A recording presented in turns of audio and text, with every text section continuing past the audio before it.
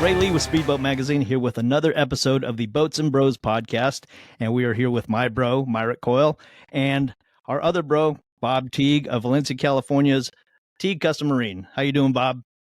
Doing awesome. We've been having a lot of fun here getting ready for this. We're all in a good mood now. Yeah. We all been laughing for the past 15 minutes. Yeah. We're listening to a few of Myrick's stories, you know. Oh, yeah. Things Usually I'm the butt of the joke. So oh, wait a minute. I had a little trouble getting my computer going today, and there was a lot of bad things being said about me. It's crazy, you know. So we had plenty of time to talk shit. Yeah. Well, the reason we've got Bob Teague back on our podcast is for Speedboat Magazine. In a couple of weeks, we are preparing for our annual event, which is our West Coast Performance Evaluation, where both of these gentlemen are Speedboat's test team drivers, where they evaluate. This year, we've got 10 of the finest performance boats coming to us to Lake Havasu City, Arizona, and wanted to talk to you guys about this and kind of explain to the public what we do and why we do it and how this all came about. So I think, Bob, you kind of originated this whole testing process. Yes, I did. I actually kind of evolved over the years, starting back with, Powerboat Magazine. I started on their team in 1973, believe it or not. But I wasn't testing boats then. I was the guy cleaning boats, I think. And I was also the water skier. We water skied everything. I don't care what it was. We water skied it. And so, but as time went on, my duties with Powerboat was, workmanship inspection and stuff like that. And then I started doing the testing, more in the 80s, and pre-testing, and then started doing the testing in the 80s. And then when Bob Nordskog passed away, who is the founder of Powerboat Magazine, I took over the test team in 1992 and completely. And at that time, we developed a procedure, a book that you can validate. So every boat had to go through the same process. Now, at that time we had different books for, let's say, ski boats and offshore boats and stuff like that, but now it's combined. But we don't just go out and drive the boats around. There's a whole bunch of things that they have to be able to do that you wouldn't think of. And we're trying to create scenarios with the boats that a regular operator could create accidentally, maybe. And so it's not just about how fast. It's not about a few different things that people always want to know. In fact, they always want to know how fast and how much. But we should put a blank booklet out there just for people to see, because it still blows me away. They could go and do their own evaluation of their own boat if they ever wanted to do it, to compare against other boats that we do. But and Bob was talking about this booklet, and the first time that I was ever handed to me, I'm like, really? I mean, this thing's thick. There's a lot of stuff that goes inside this thing. I mean, another bit, and even from the trailer evaluations, and then on the water evaluations, it's an awesome booklet that gives you and reminds you of the things that you might not think about every time you go boating. Every boat is inspected on a trailer before it goes in the water. That doesn't only give us the opportunity to look at the hulls and see how things are done and the workmanship and things you can't see when the boat's sitting in a dock, but it's also a safety inspection. Yeah, we're about ready to get into these boats and do things with them that the manufacturer probably hasn't done, and because they don't think of all the things that we're going to do that we try to validate the boats with. So we're looking at them from a safety standpoint as well, and seeing how things are put together.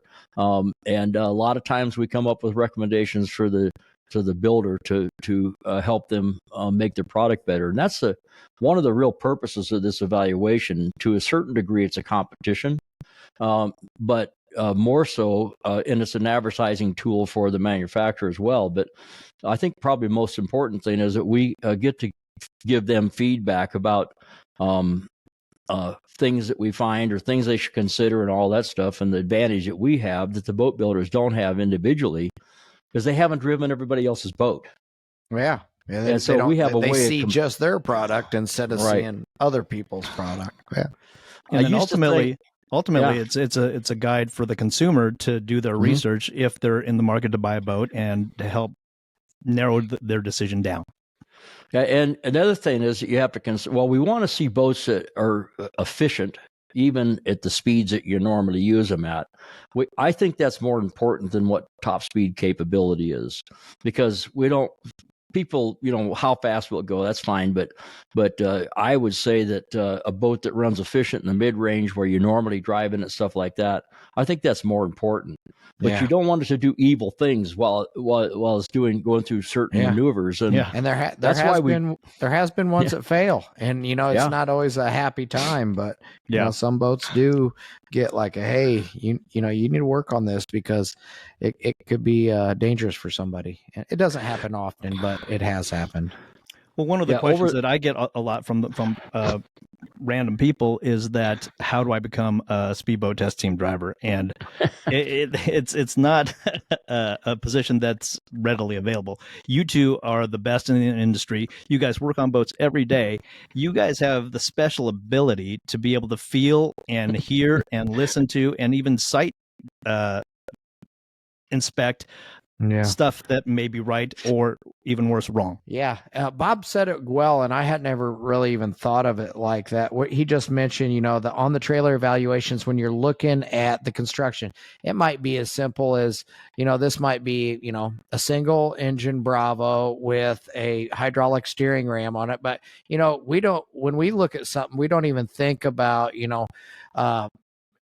we're looking at the, how good is the bolt, is the nylock through the threads, stuff like that, and I don't even realize when he said it made me think of that, I really do feel a lot better on that test day when we're in the water after I've seen the boat on the trailer, because you really, you're looking at the propeller condition, you're looking at, everything on the boat, and I was telling a customer today, I was giving him a ride in his boat back to the dock. And I said, you wouldn't believe how long it takes. And I went back to some of my voice memos that we send to Brett, and there was some like 34-minute voice memos that we had sent from the parking lot back, basically doing the walk around evaluation and stuff like that. And he was amazed that, we take that much time for each individual boat. And, if there is a consumer that's, looking for a boat and they're looking for some good in-depth information about buying a boat, it's definitely a good place to go. So we have to basically put the speedboat hat on, and it doesn't matter what the power is, doesn't know whose manufacturer it is, whatever. Boats, I would say, to a certain degree, compete on a level playing field in a category. Mm-hmm. We're not going to test a 20-foot or 23-foot bow rider with an alpha on it the same as we're going to test a 388 skater.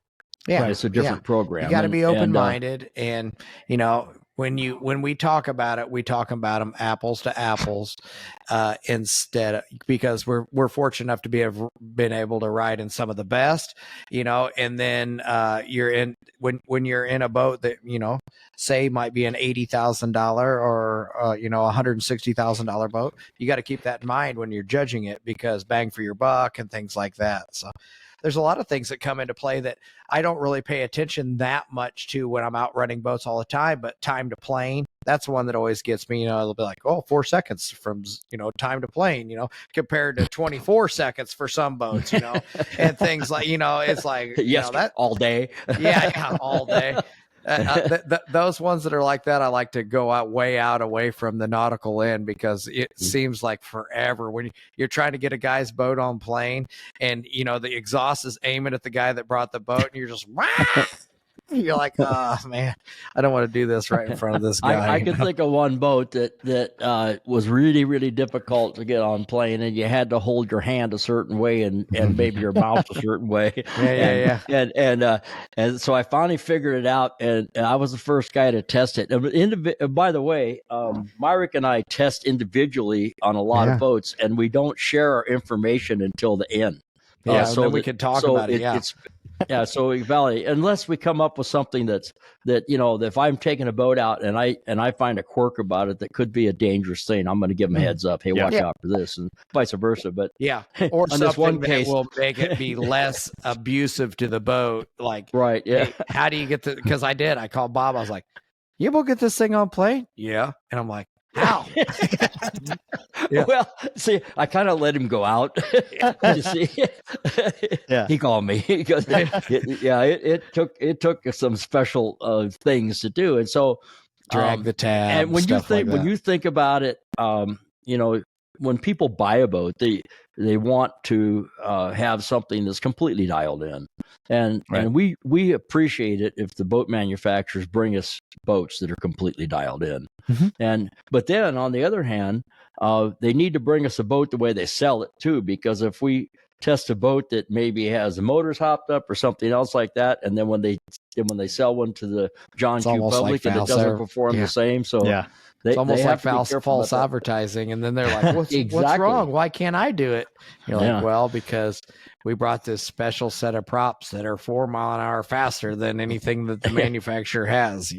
Right. Can't do it. And to a certain degree, I would say that there's a likelihood that both Myrick and I are probably capable of getting most of these boats to run better than the typical boater can. So there's that too, and we try to find the ideal conditions and all that stuff to get the boats. We don't always have them, and so we'll go out and just have a day that is just windy, crappy all day long. Yeah, seems like it's blowing there a lot when we do these tests. But you find out other things about the boats too, because I like boats that don't rattle. I like boats that you don't have to chase the steering wheel around when you're going through rough water and things like that. And so when you're in a 1 foot chop, you find everything because it's just so violent to the boat. You're like, what did you guys make this dash out of? They're like, this, and you're like, maybe try something a little stiffer next time. The hulls, I've been known to walk around a boat and kind of hit the hull sides. A boat that's really built well has a ring to it. It has boom like that, or as opposed to a thump.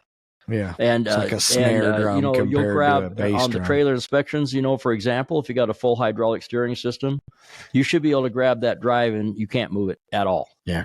There shouldn't be any error in the system. So those are one of the things that you're looking out for when we do the inspections. We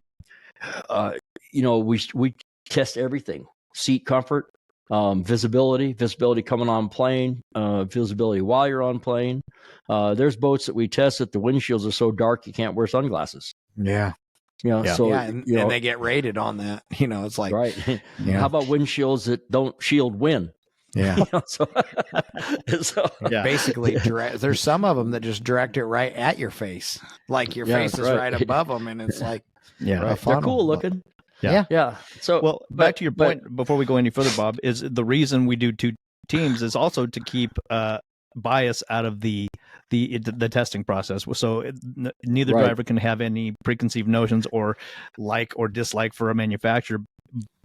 The test remains even based on 2 separate evaluations. That's right. And I've kind of been doing it that way for quite some time. When I was with Powerboat, I also had John Tomlinson with me for a while, and same kind of a deal. And it worked out better because it honestly takes a lot of heat off one guy. Absolutely. Because it's if it's good, if it's if we have something that's really a mess, we're going to have a conference about it.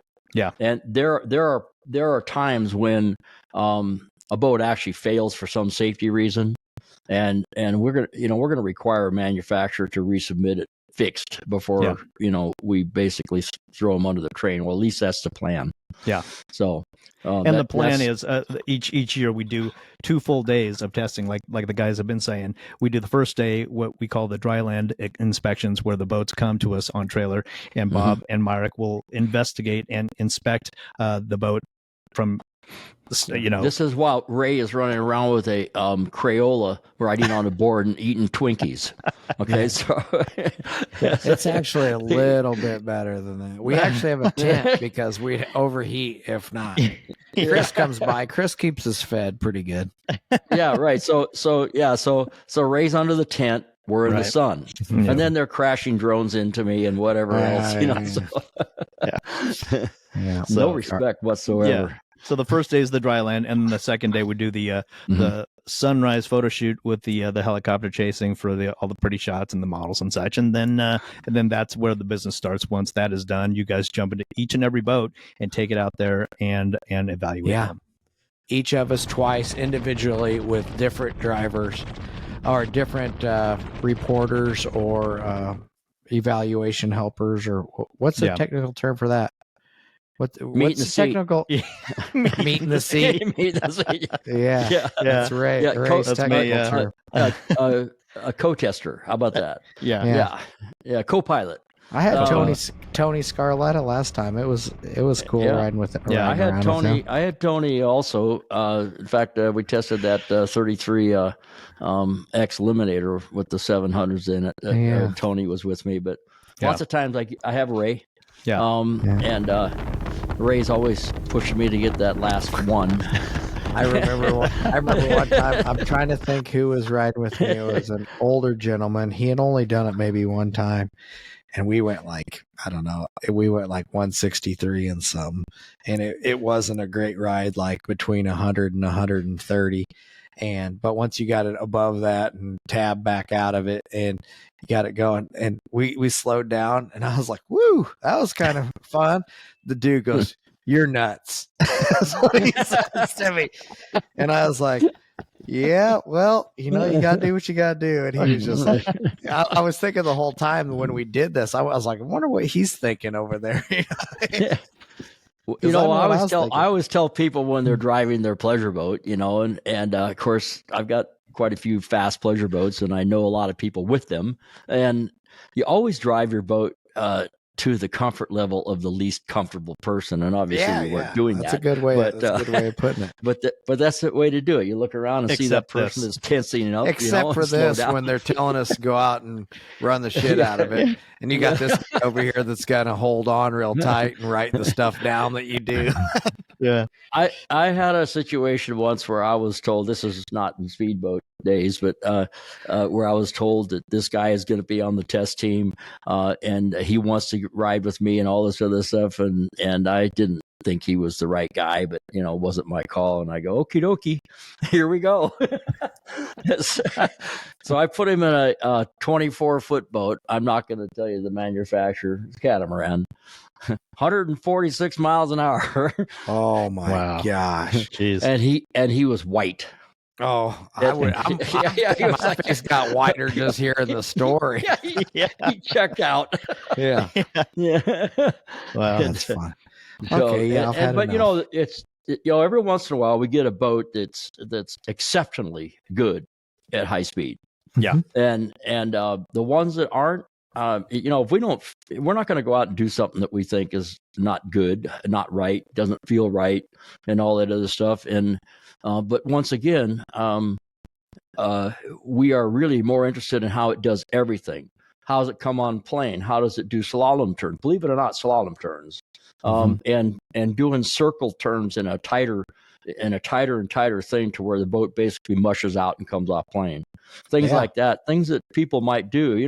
People don't think about the fact that you're driving along in a 26-foot boat, let's say, pulling a skier, and you got your family and people up in the bow rider, and the skier falls, and you decide to turn around real quick. Yeah. Well, it's got to be able to do that. Yeah. Because people do things that they're not thinking about, and boats don't have brakes either. So that's another thing to think about. Myrick and I were testing a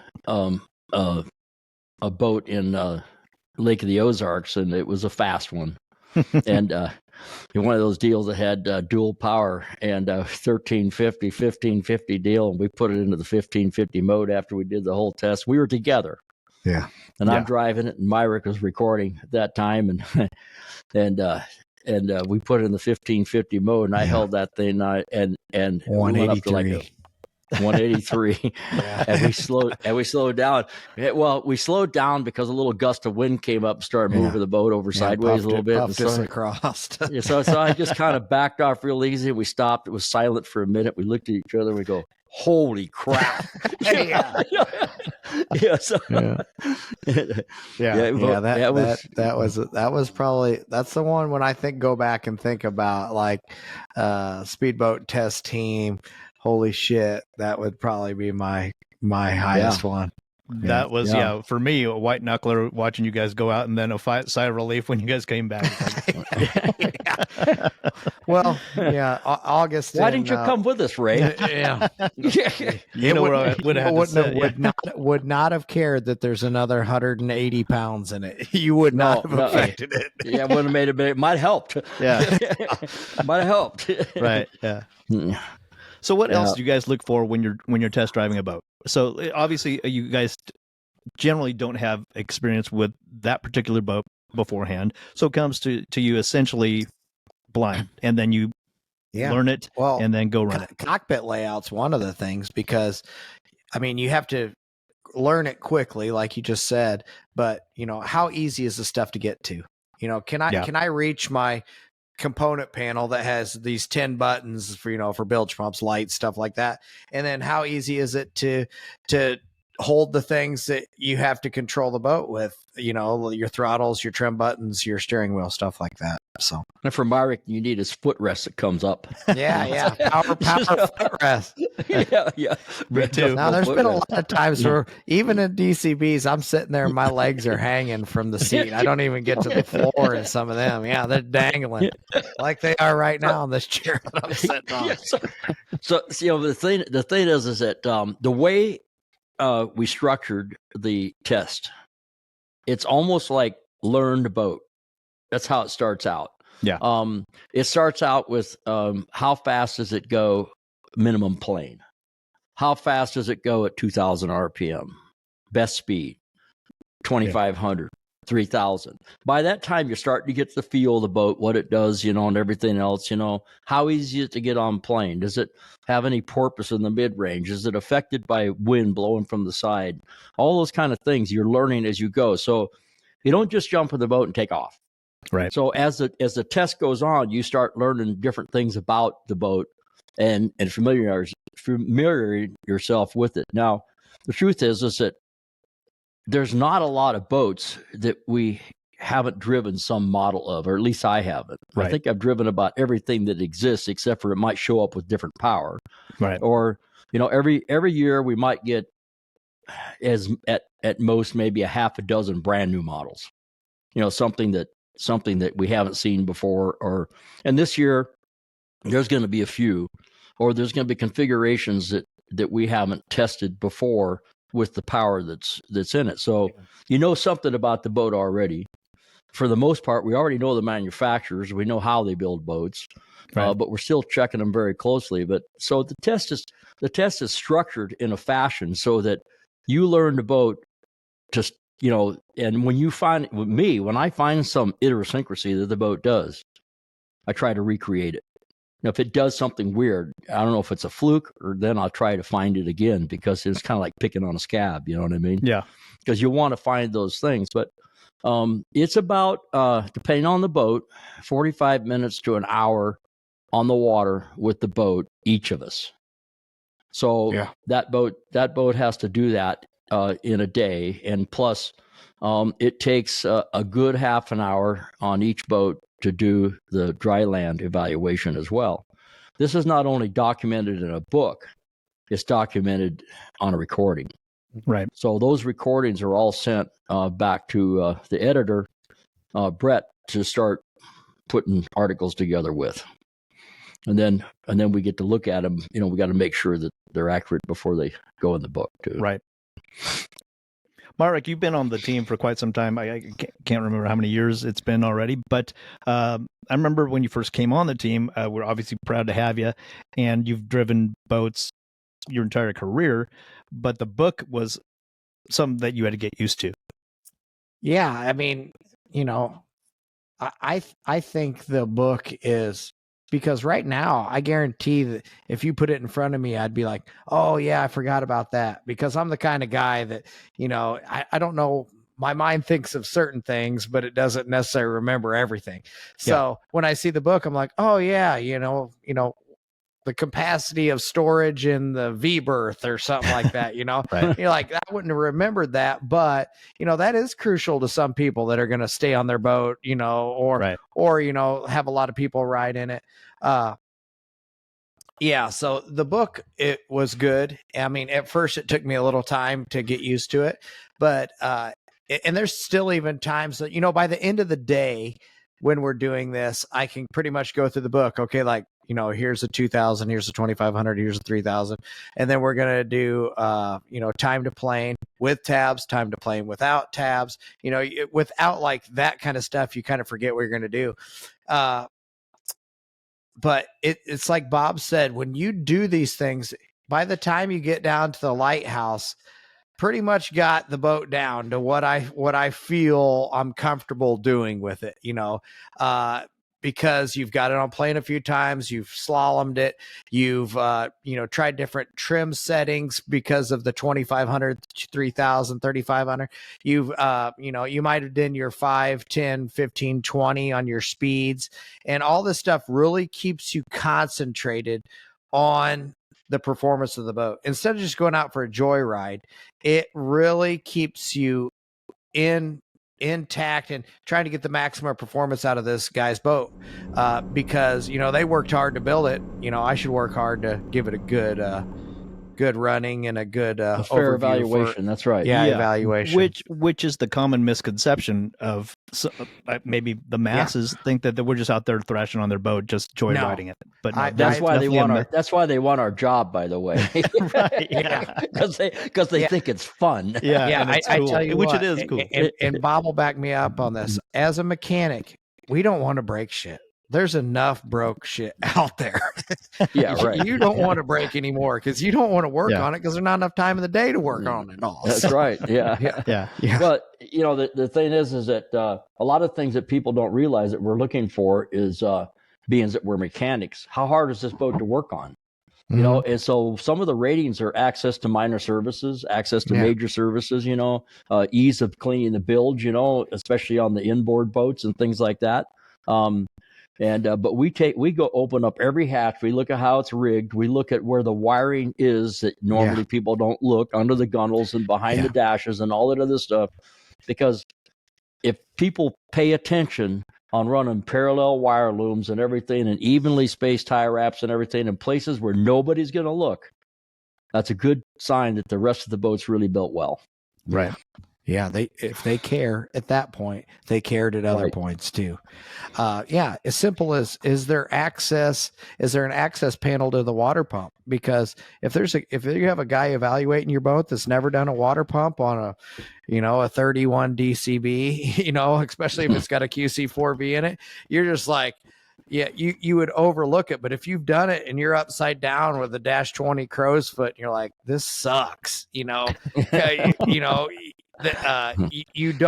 know to give the input on those little things. So that's where being a mechanic and, obviously being open-minded, and sometimes stuff doesn't fit. You're putting 10 pounds of this into a 5-pound bag, but it's like, it's nice when, so for example, like, say that you're looking at this boat and you're like, oh man, that would suck to get to. But then you like pull the seat back and like, oh, they thought about that. And there's a little access to get down there. And at that point you're like, okay, well, I'm going to raise it a few more numbers and it's a scale of 1 to 10, I think, on stuff like that. Because I'm not going to cut my arm so bad. Right? Exactly. And the forethought of it, right? Exactly.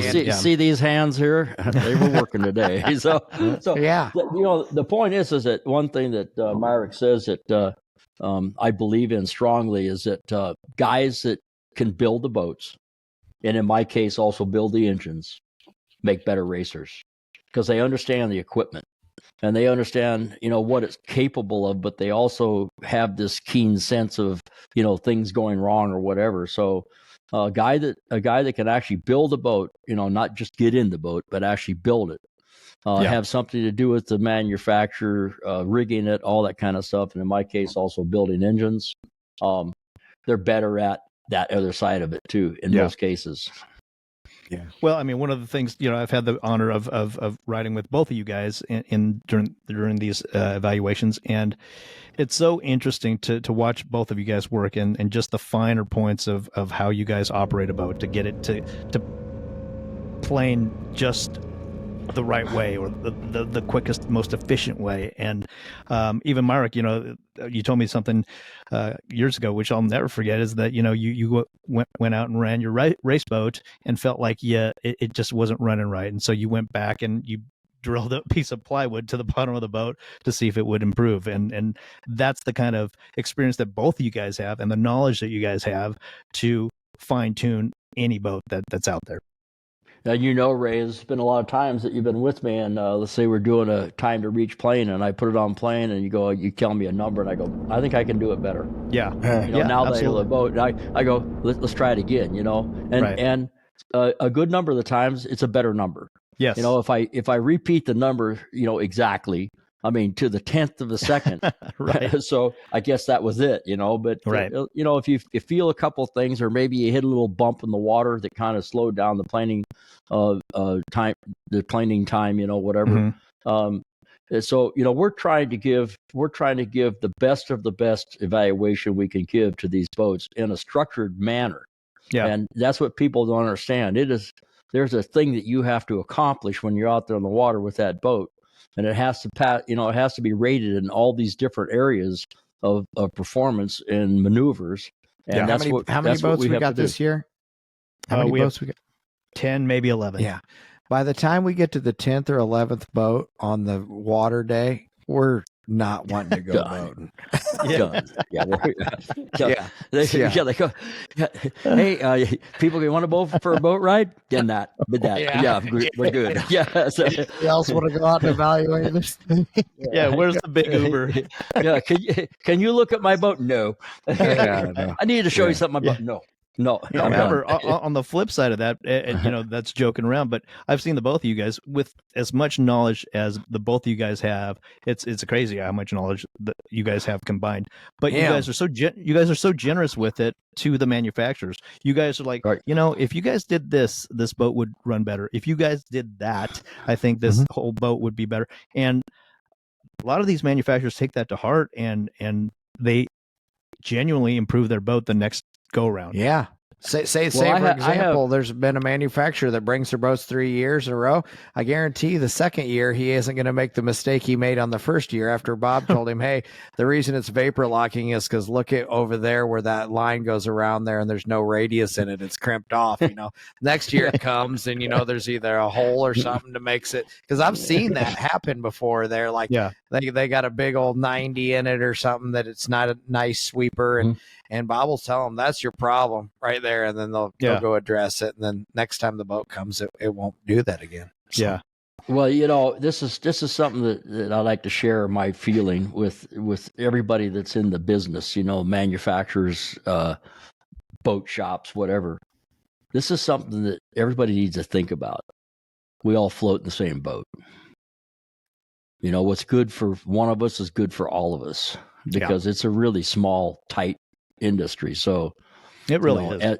We all float in the same boat, and we all rise together in the water. So that's one of the reasons that you want to share the information. And well, just think, Bob, from the time that you began doing even testing on boats for what'd you say it for Powerboat magazine? Just imagine how much better. Yeah, imagine how much better the boats have gotten in that many years. I mean, so there was several years there that I was testing over 100 a year.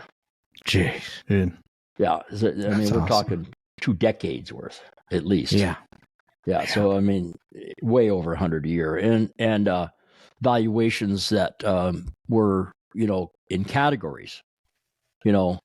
All the same power, all ski boats, all, runabouts, whatever, so, there's a lot less manufacturers now than there was then also. So, and of course we're Speedboat. We kind of lean towards the more ultimate performance boats. So, Yeah. And them deck boats and center consoles have definitely snuck in there, and the old speedboat. But well, it's because they're and, quick. Yeah. and Yeah. we have a luxury pontoon boat showing up this year. You know, Yeah. What is it, the Lux Craft? The Lux. the Lux, Yeah, I've seen some videos on that. That'll be interesting. Yeah. It's been a few years in the making, so that'll be cool. So since you mentioned one of them, I'm going to run down the rest of the boats that are attending this year. And like I said before, you essentially are going blind learning this boat, but each one we've had experience with, so you kind of know what to expect. So we've got DCB; they'll be bringing us a boat. Eliminator, Hallett, Nordic, Cobra Boats, Howard Custom Boats, Shockwave, Conquest, the Lux Custom Craft that you had mentioned, Bob, and the FC21 from Maxed Out Marine, which was, Bob, you said it's an old Howard design. Okay, so it's the mold that they started with is a Howard, which is a Splash. The original boat was a Spectre 20.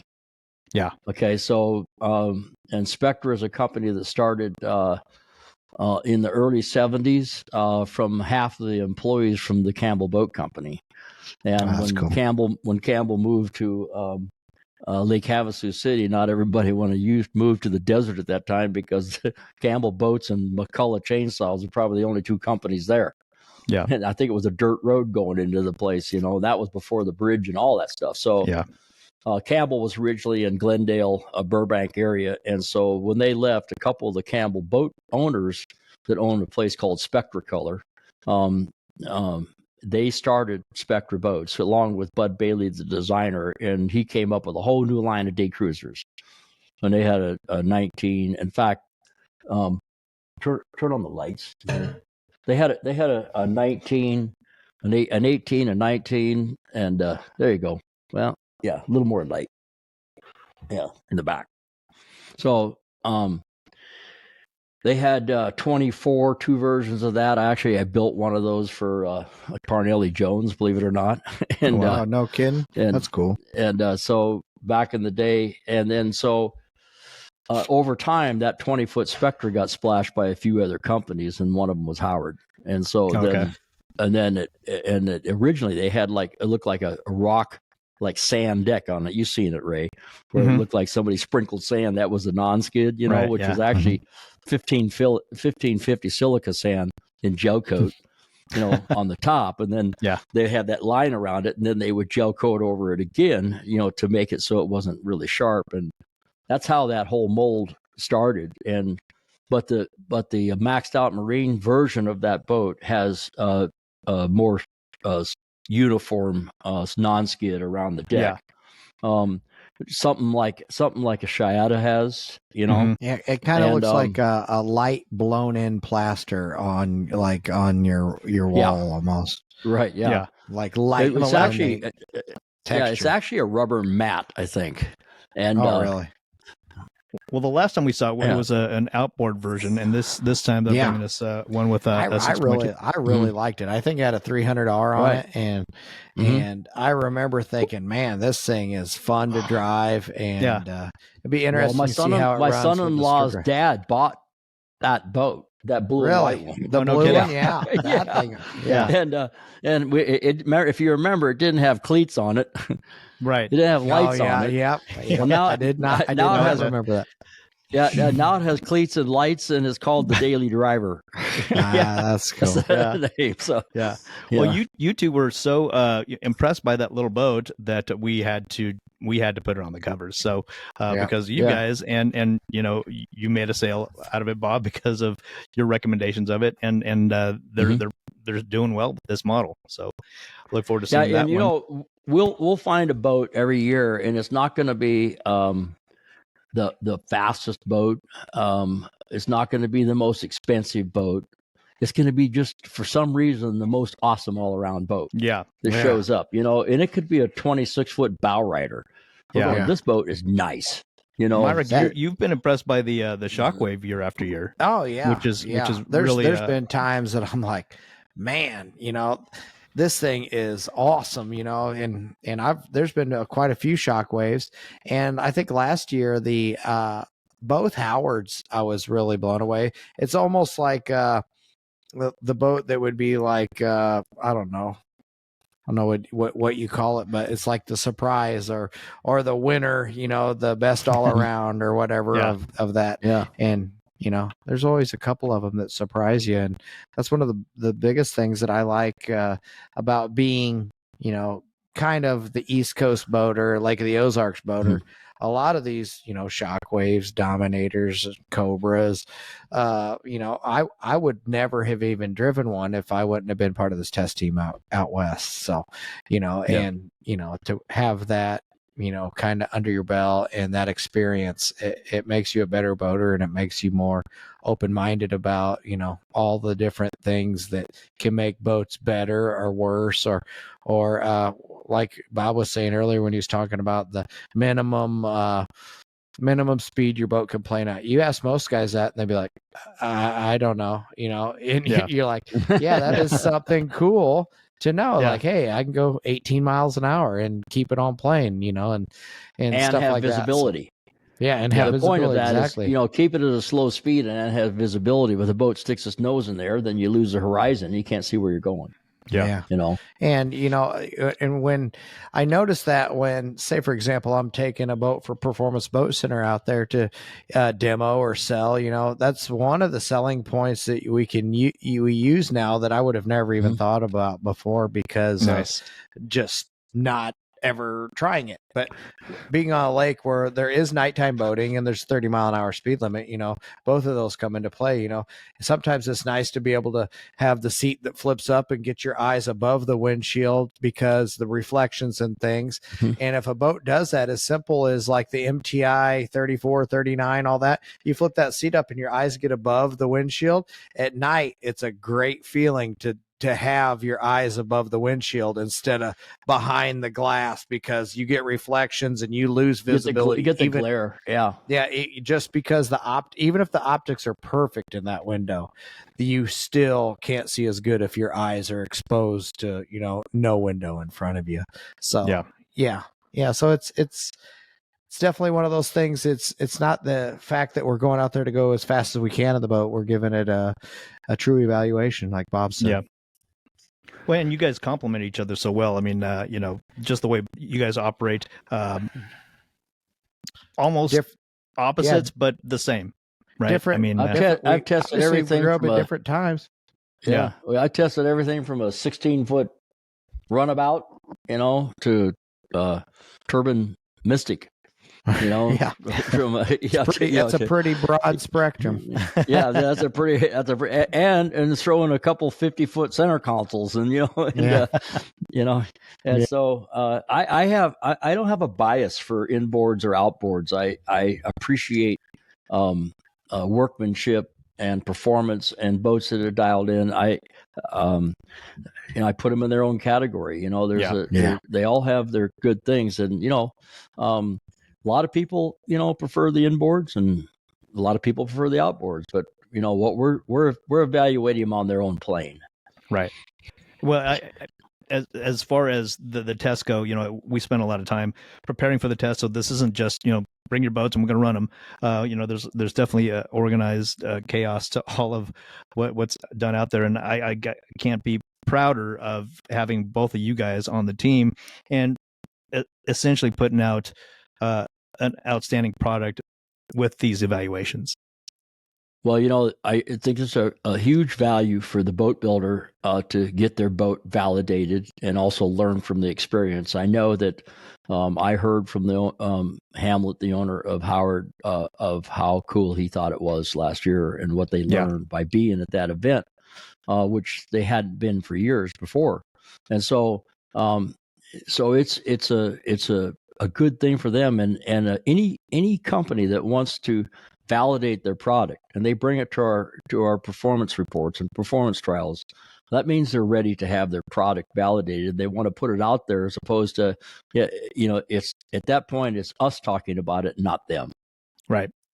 Yeah, which has to be nice, because you as a boat builder, boat salesman, owner, all that, they eventually probably get a little tired about trying to either sell the boat or talking about the boat. And this is more like, hey, just go out there and let me know what you think, and stuff like that.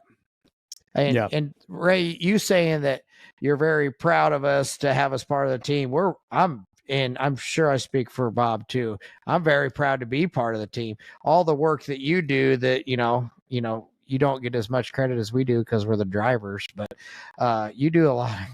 You're up way before I am getting all that stuff done and setting up tents and making it a very professional atmosphere with with the models and the table set up. And I'm proud to be part of the team, and I think appreciate you saying that. I think you really do a good job. It is a first-class operation. It really is, and we make it that way. And when I came on board with Ray, I said, "Hey, there's a few things that we got to get dialed in, and we've got them all dialed in now, pretty much." Yeah, no, I appreciate you guys saying that, but no, it really, like you said, Myrick, these builders, they take so much time and effort to build these boats and bring them to us.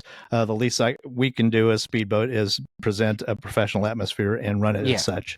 Yeah, and I feel that you do, for what we have, we do a very good job at it, and I'm proud to be part of it. We do testing in other locations too.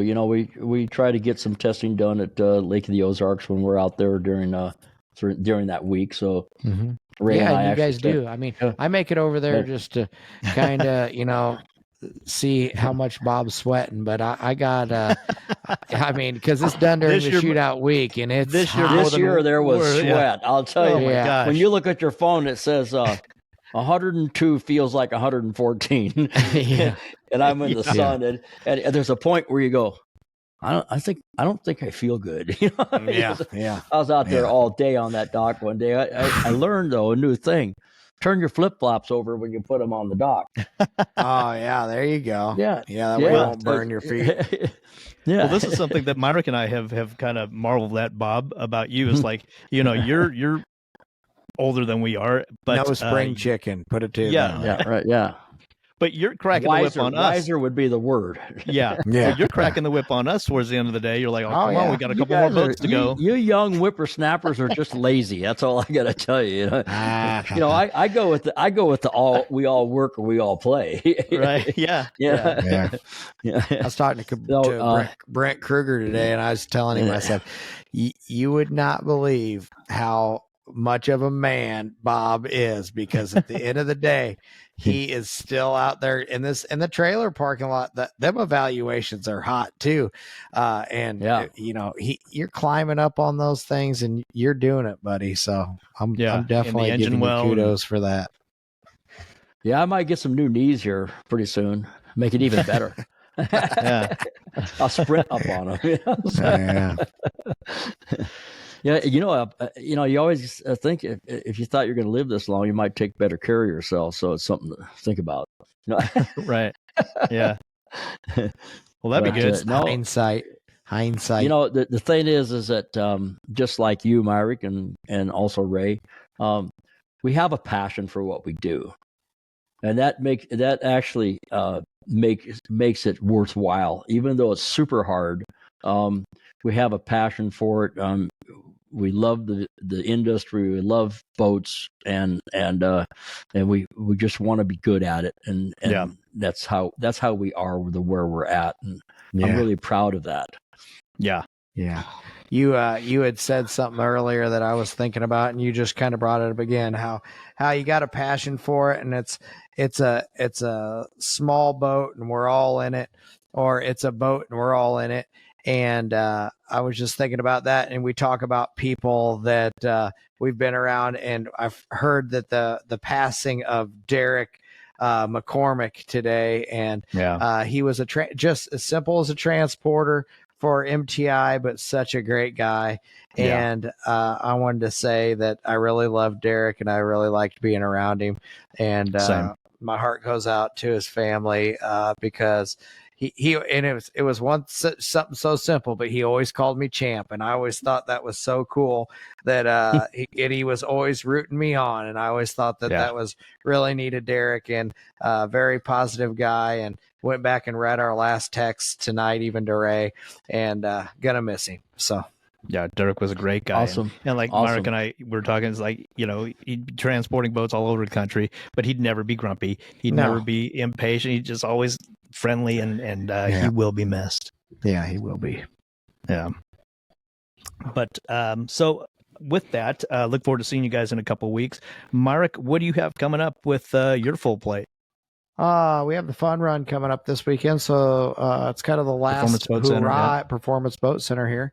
So we have the fall fun run coming up, and then we have the evaluations out west, and then we have the Fort Lauderdale Boat Show, and then we have the Key West. It'll be the poker run before the boat races. So Key West poker run, Key West boat races, and then you have Thanksgiving, and then we go into kind of what I would consider our lull, even though it doesn't change at all, short, other than holidays, right to the Miami Boat Show. But yeah, the projects get bigger.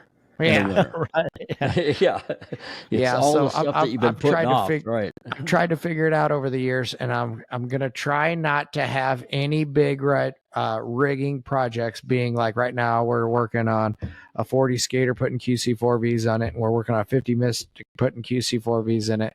We're doing a bunch of outboard re-rigs and stuff like that, but I don't want to have any scheduled between March and September. That way I can just work on boats in between and not have to try to fit all these other jobs in the mix, because you get pulled off of them so much when they need 100% of your time. But it's like, hey, it's Friday and that lower unit needs put on that boat, or that guy isn't going to boat. Obviously you're going to go take the 15 minutes to throw that lower unit on to get the guy going, but that it takes another half an hour to get back to where you were on the big project. Exactly. Your mind goes away from it, Yep. You're exactly right. That's why I like going in. I work on Saturdays and Sundays when I'm in town, because I can go in there and not be, disrupted, and not do the things that I have to do, and just, keep focusing on getting an engine together or something like that. So I do that. When I'm in town, I'm at work. Yeah, and I can vouch for that. Yeah, that's So.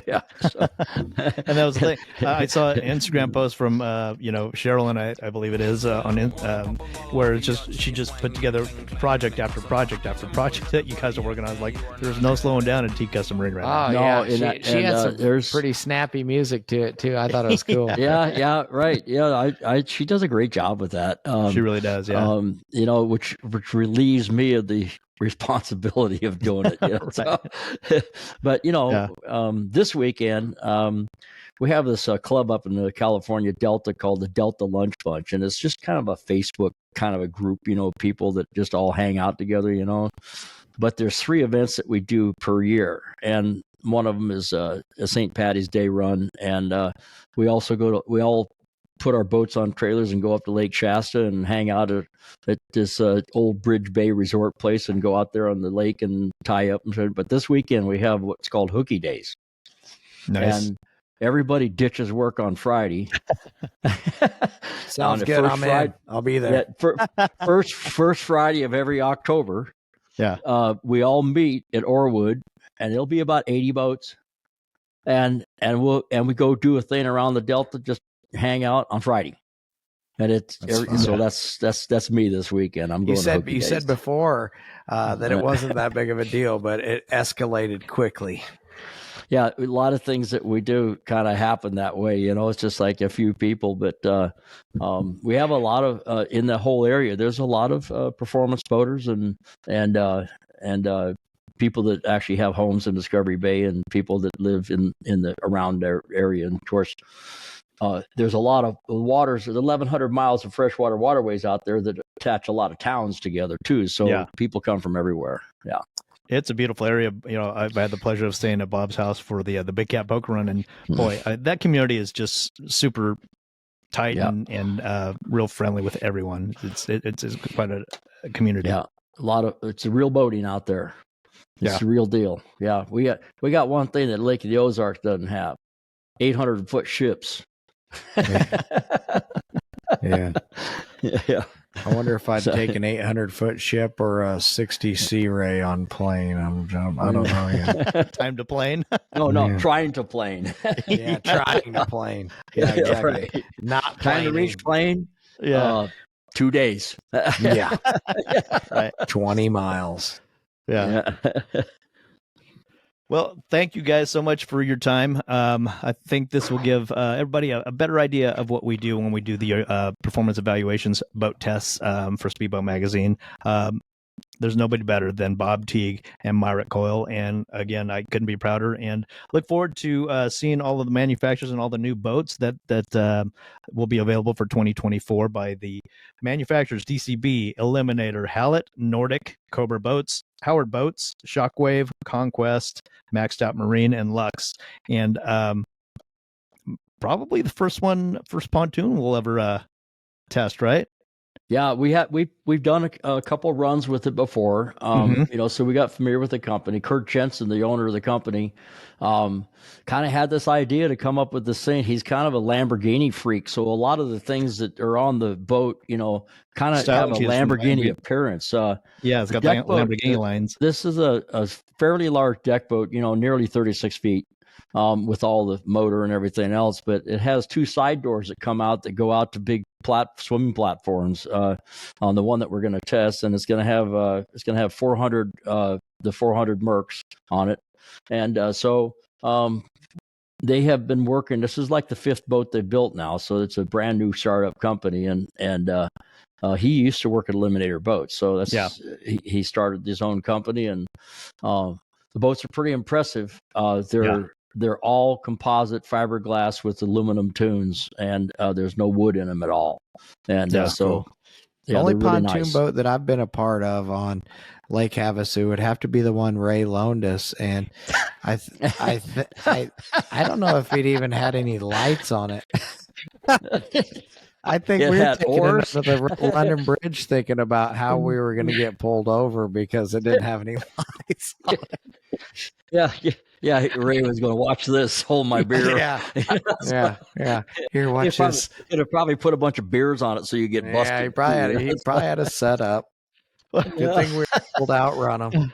Yeah. Well, I felt badly when he had Missy and Jackson tow. I'm like, oh man, I shouldn't have set that up. That's funny. No, so you had mentioned being a fireman earlier. So I had watched a video last night on. It just happened here at the lake. It was the dock at Surdike 21 mile marker here at Lake of the Ozarks had caught on fire somehow. I don't know if it was necessarily a gas dock or just a dock, but Les from Paintworks has a 42 MTI, and he had backed up to the dock and trimmed the motors out and put the fire out with the outboards. And it's a pretty epic video. So you guys will have to go out there and find it. I think Ray's going to try to get it.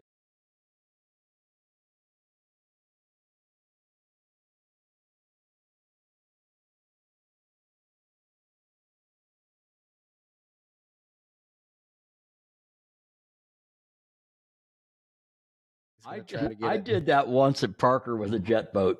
Oh yeah, there was a boat on fire. Basically sunk.